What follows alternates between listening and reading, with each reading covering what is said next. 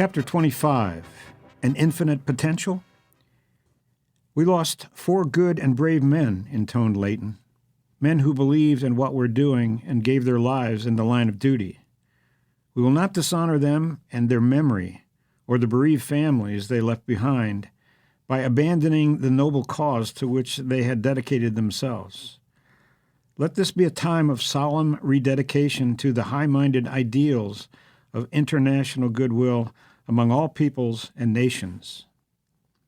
The occasion was a memorial service held in the large theater in the center of the main building the day after the slain guards had been interred. It was now 4 days after the Russian attack. Carla was surprised at the large number of personnel involved at the secret complex. There were about 50 employees present, from scientists, lab assistants, and secretaries, to cooks, janitors, and of course the internal security force, which had now been increased by 8 men in addition to replacing the 4 who had been killed.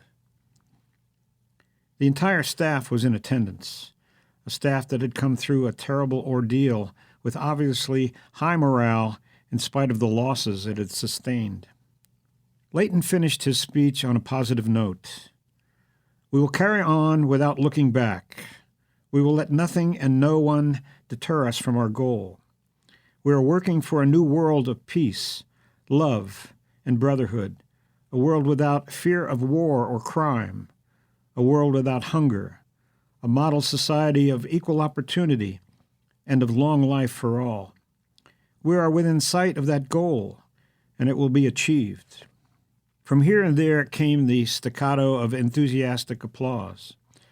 This very auditorium in which you now sit will soon be filled with leaders from all nations who will meet to implement the plan for that new world. That plan, as you all know, is still too highly classified to share openly even on this occasion. Your individual contributions to the program and your confidence in me as your director have brought us to the very brink of success, and I am grateful for the spirit of loyalty and dedication that continues to motivate each of you. It will not be long now until everyone in the world will know the secret and reap the benefits of your persistent efforts here. I am pleased to say that I have just received confirmation of the full backing of the President of the United States. Preliminary contacts are being made with key leaders in the Senate and House, but of course no details can be shared with them until that time comes, which I assure you will be very soon. There was another burst of applause. Leighton pulled an envelope out of his pocket, opened it, and unfolded a piece of paper. I want to read to you part of a telegram received from the President only a few moments before this gathering convened. The rest is confidential, but will be disclosed to you later. Here it is. I have spoken by phone with the Russian president and described to him the attack by Russian agents upon your installation, which is dedicated to the peaceful use of psychic development for all peoples. He has assured me that he was not aware of this assault team and is taking steps to prevent such an occurrence from ever happening again. He has given me his personal word that peace is his top priority and that his country will participate in the forthcoming Congress for which you are now preparing. I congratulate you and your colleagues for the part you have played and will continue to play in the establishment of a peaceful and prosperous world for all mankind. Leighton paused dramatically, and again there was an enthusiastic response from his listeners. You can see that our president backs our mission 100%.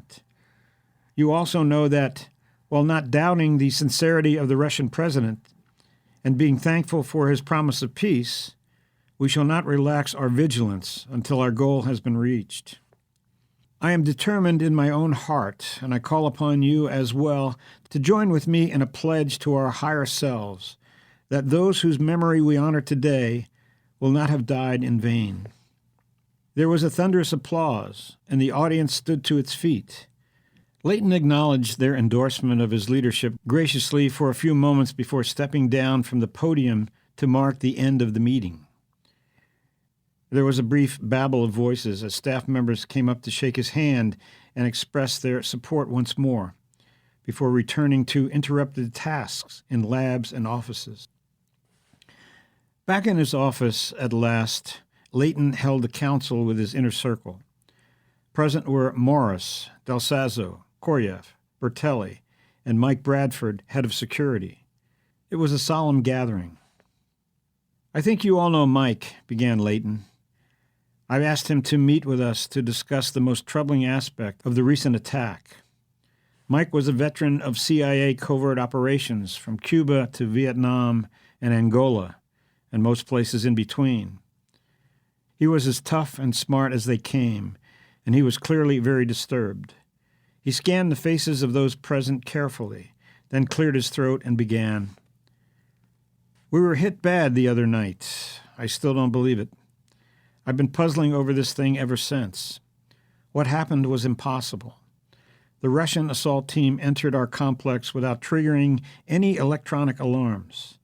That is possible only if they entered at one particular place, which leaves only one explanation, and it isn't a pleasant one. Someone from the inside let them in. The stunned silence spoke louder than words. Mike folded his arms and watched the reactions. "Are you certain?" asked Victor at last, obviously badly shaken. "Nothing is 100% certain," admitted Mike. "They might have tricked our men somehow, but that's so unlikely it can be categorically ruled out." "But it is a possibility," interjected Kay Morris. "Very unlikely. Can you imagine how our men could have been induced to open the door to their fortified station and let someone in? And we were on alert." "Hypnotic control, perhaps," mused Victor. "I can tell you that Chernoff had incredible psychic powers." "Let's get the picture," said Frank. The gate was closed, but both doors to the guard station were wide open. That is the only possible entrance route, and apparently an exit as well for at least one Russian. In response to the questioning looks, Mike explained, "One of the flak jackets is missing and was probably being worn by someone who left in a hurry. How many others there were, we don't know." "This really bothers me," said Kay. "I don't think we should even suggest it was an inside job until we're absolutely certain. The thought of a traitor within our own ranks is not only repugnant, it breeds an atmosphere of suspicion that I, for one, would find impossible to work in. If that assault team has been able to leave us with a suspicion that will eat at us, then in a sense they've won after all, and I don't want to concede that." Leighton was taken by the thought and nodded in agreement. "I agree with Kay. You all realize that an atmosphere of mistrust could literally shut us down. It would be a psychic victory for the Russians. It takes faith not only in the archons, but in ourselves and in one another for the plan to succeed." "That's what concerns me," continued Kay. "I can't imagine how they got in. But suppose the Russians were able to cover all trace of their entry. That would accomplish two things. It would leave that method secret for a future team to use, and it would allow them to leave evidence that they got in by way of the guard station, which would seem to point to an inside job and breed suspicion among us all." There was a long, uncomfortable silence. "What about this possibility?" suggested Carla at last. "The Russians got inside. We don't know how, and the two guards at the gate were the first to discover them. They came out of their station and were killed, dragged back in there, out of sight." "They were shot inside the station," interrupted Mike, who had been listening quietly while shaking his head with evident displeasure. "So they were captured and then taken into the station and executed to further the inside job theory?" said Morris quickly.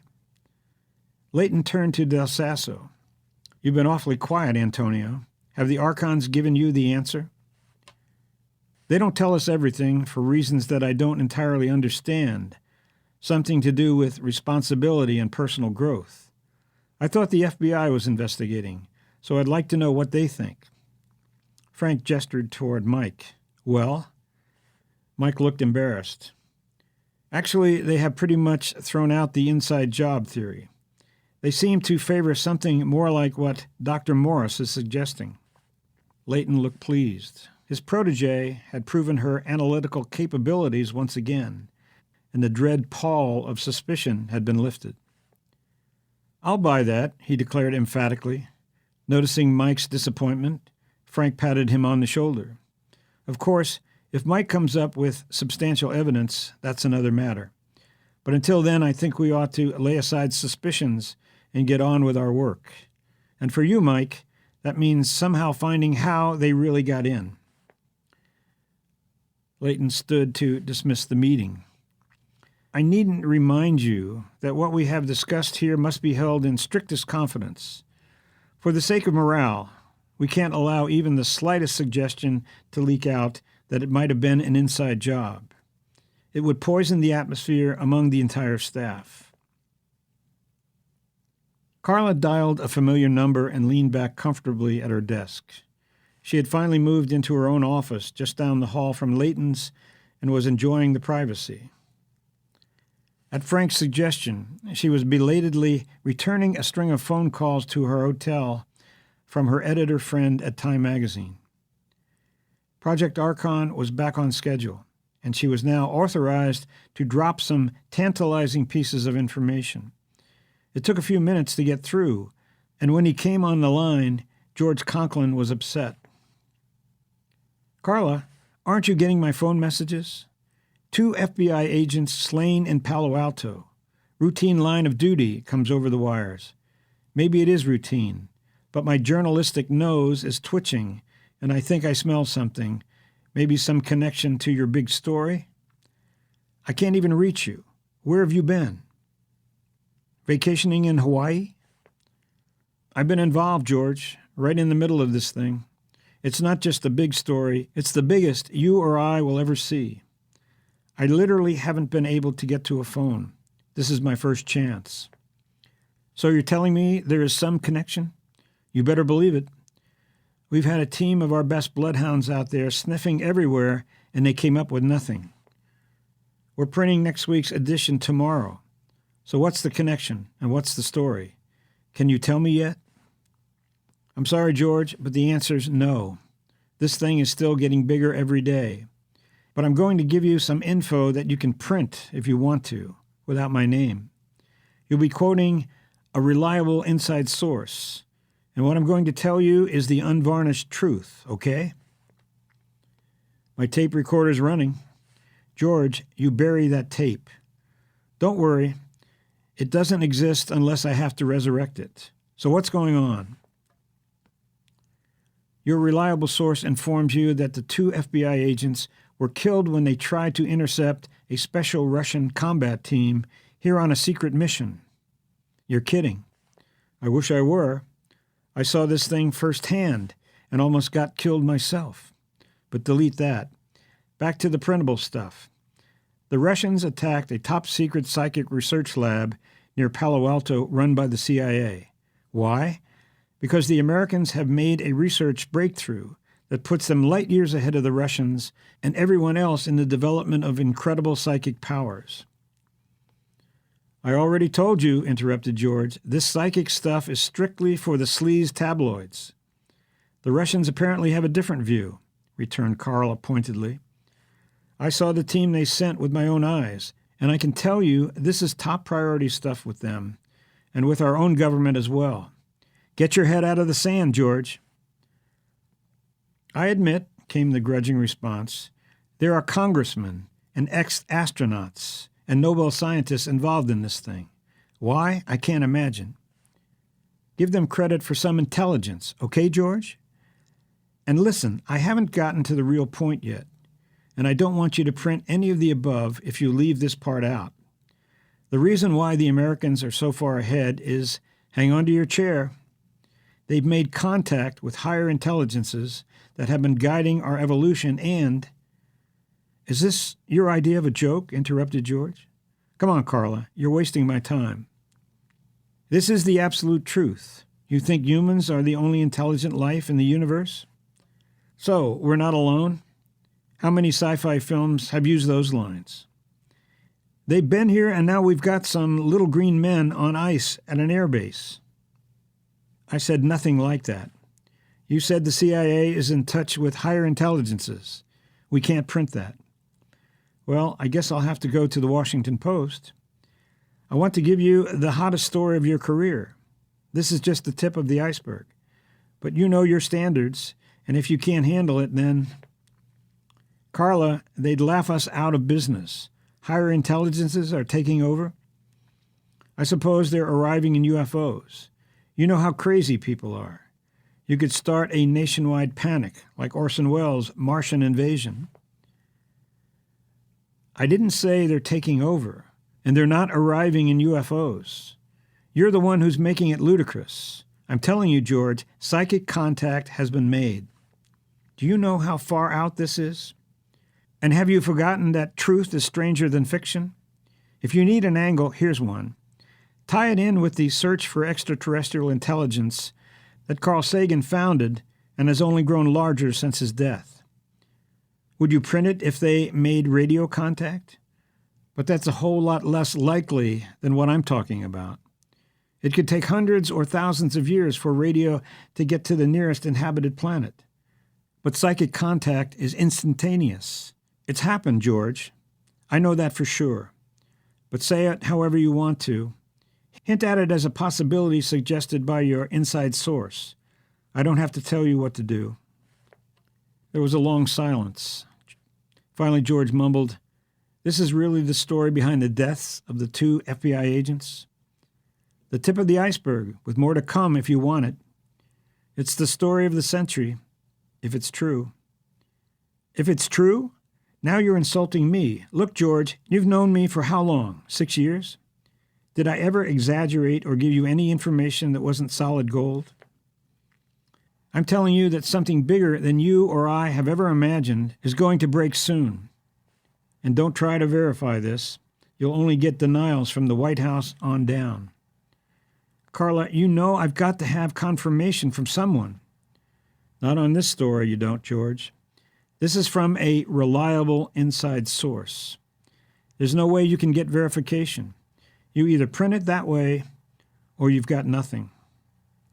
"You give me fits, Carla. I've got to be crazy to print this. Listen, do a better job of keeping in touch, will you?" "I'll do my best. Take care." As soon as she put the phone down, she dialed Leighton on the intercom. "I just finished talking to George. He's going to print it, but you were sure right about resistance. He climbed the wall when I mentioned higher intelligences. Even suggested that such a report, if people believed it, could cause worldwide panic. That's a major problem. Scornful denial or panic. Those are the 2 reactions that could kill us.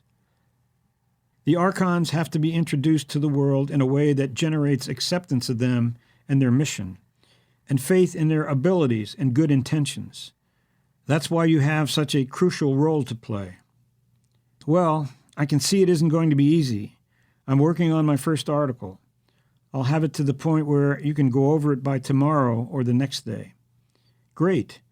Don't forget, we're meeting in my office again right after dinner." Kay Morris excused herself from the planning meeting in Leighton's office that evening. There were 3 labs to prepare for the next day's experiments. All the others were present: Victor, Antonio, Carla, and, of course, Frank himself. Frank had noticed that Victor had seemed withdrawn the last few days and finally decided to find out what was wrong. "Something's bothering you, Victor. We're in this together, and one of the rules is that we don't keep any secrets from each other. What's the problem?" "It's something I have to work out in my own mind." "Well, come out with it. We'd all like to help." Hesitantly, Victor began, "You have to understand my background of a lifetime under oppressive totalitarianism.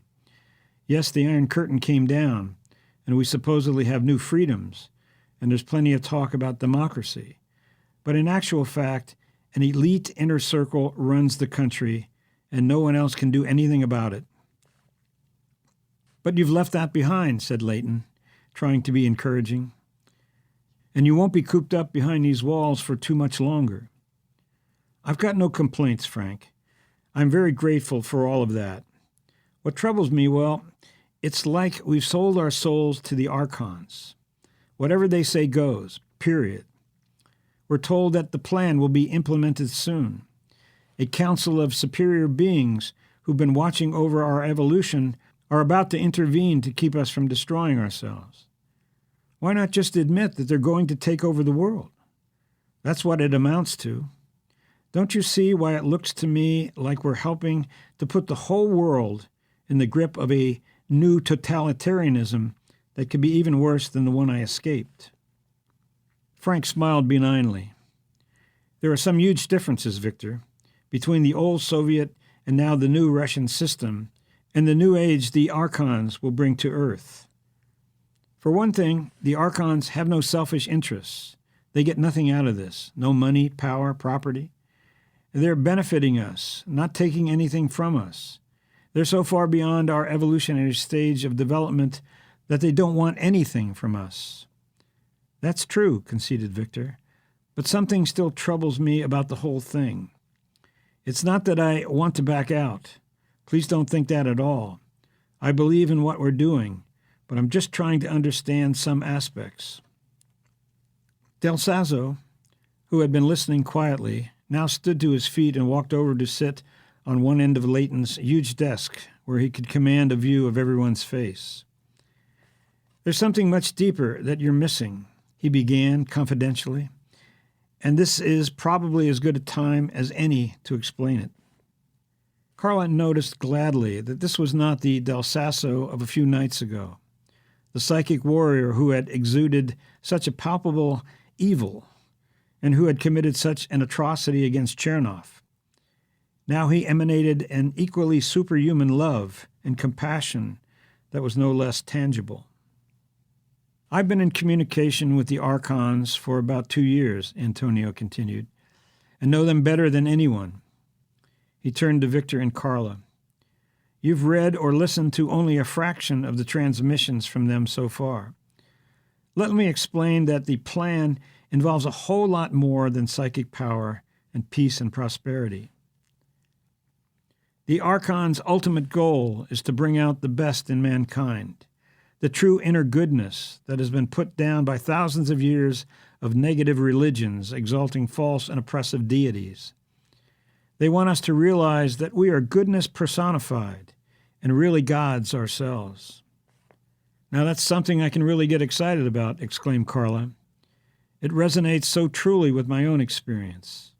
You can't imagine the put-downs I suffered growing up with a father who pastored a fundamentalist church. His one mission in life seemed to be to drive into the congregation, and especially into me, his only child, what worthless wretches we all were, and that we were under condemnation by a God who would send us all to hell to burn forever if we didn't knuckle down and live the straight-laced, sober and sad, self-denying, miserable life that was required of all Christians. It almost destroyed me, especially when I found out that my father didn't live the kind of life he forced on others. She turned to Victor. Talk about totalitarianism and oppressive systems.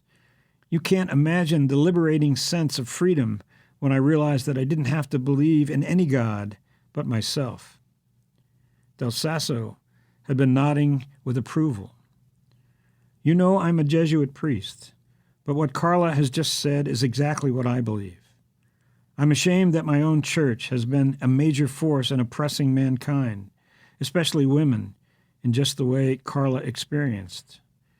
Yet a Jesuit priest, Pierre Teilhard de Chardin, is credited with being the father of the New Age. And by the way, Teilhard wrote of the very omega point at which psychic contact is first made with the archons, the point at which he said mankind would merge into godhood. Those ideas are quite a departure from what both Catholics and Protestants have always taught, remarked Leighton. It takes a great deal of courage to break with so many centuries of tradition. It has to be done, affirmed Del Sazzo. The Bible is an unfortunate perversion of the ancient nature myths held in common by all peoples. As one very popular Catholic priest has pointed out, so-called original sin was really the original blessing. The serpent is not the enemy of mankind, but its savior and truest friend. There's much wisdom hidden in the myth of the Garden of Eden. The serpent's offer of godhood was not a lie, but the liberating truth that delivers us from the oppressive belief in a jealous God who sets himself up as superior to all others. That's an insult to the integrity of any human being. In fact, we're all equal because the force latent in the universe is available to all. You don't know how good that makes me feel, declared Carla with conviction. It's so great to hear a man of the cloth speak out like this and vindicate ideals I've tried to promote for years. It's like a breath of fresh air. I only wish my mother could have heard this before she died. Del Sasso walked over and sat down beside Victor. He put his hand on Victor's shoulder and looked at him compassionately. So you see, Victor, the new world we are working for is not at all like the oppressive system of a Stalin or Khrushchev, or the unjust superstructures of capitalism. The very reason why you reject those systems is that you're a God who must be free. You can't be ruled by anyone. We are a race of gods who have lost our way, forgotten our true identity, and need to remember who we really are. The Archons don't want to take over. They want to set us free to experience our own infinite potential. Their ultimate purpose is to restore a positive self-image, a glorious sense of self-esteem to a world of beings broken under a load of negativism that has stifled their full development as creatures of the cosmos. Carla's eyes were sparkling. She leaned over and gave Victor a hug. Can't you see the truth in what he's saying? She asked. I think so, said Victor. I think so. He was smiling as he had not smiled since facing Chernoff, an apparent death 4 nights earlier. And the man who had saved him then was now pointing the way to a brighter future than he had ever imagined possible. I think I understand something a little better now, mused Carla. You mean about the way I acted the first time we met, said Antonio, as though he were reading her mind. Exactly. I can see why my ex-fiancé's presence enraged you. He's a narrow-minded Christian fundamentalist who represents the very antithesis of the liberating truth you've just explained so beautifully. That's why the Archons identified him as the enemy. You do understand, said Del Sasso warmly. There was something infinitely gentle and comforting in his voice. Lying in bed at her hotel that night, Carla found sleep eluding her once again. For all of her enthusiasm earlier that evening, when Del Sasso had explained things so well, here she was, plagued by some of the same old doubts. How can I be so sure one moment that the Archons and Del Sasso are goodness personified? After all, he's their only representative, and the next moment be troubled by basic concerns. And why don't I ever think of the right questions to ask when I'm with Del Sasso? I'm so overwhelmed by his charisma that I lose the ability to think for myself. Del Sasso's persuasive pronouncements about infinite human potential and the innate goodness and power in everyone had been very appealing. Yet now she remembered distinctly that he had said just as clearly when they had first met that such a belief was a delusion. After all, the recognition that humans didn't have psychic powers within themselves, but that they came from these higher beings, had been the whole basis for the great breakthrough that had come in psychic research. Their willingness to honor the Archons as the source of psychic power was why the Americans had leaped ahead of the Russians. What was the truth, and why did Del Sasso contradict himself? Were there 2 truths, one to be told to the world at large, and the other to be known only by the inner circle? Why had Del Sasso been presenting as truth that evening what he had formerly identified as a lie? Of course, she no longer believed it, but it did trouble her to remember that the Bible definitely identified the idea that man is a God with infinite potential as the great lie of Satan. She remembered, too, as a girl, hearing revival preachers warn of a man who would speak great lies and deceive the whole world. It would be paranoid to connect that biblical myth with Belshazzar, the archons, and the plan, but there was a troubling similarity that she found difficult to dismiss.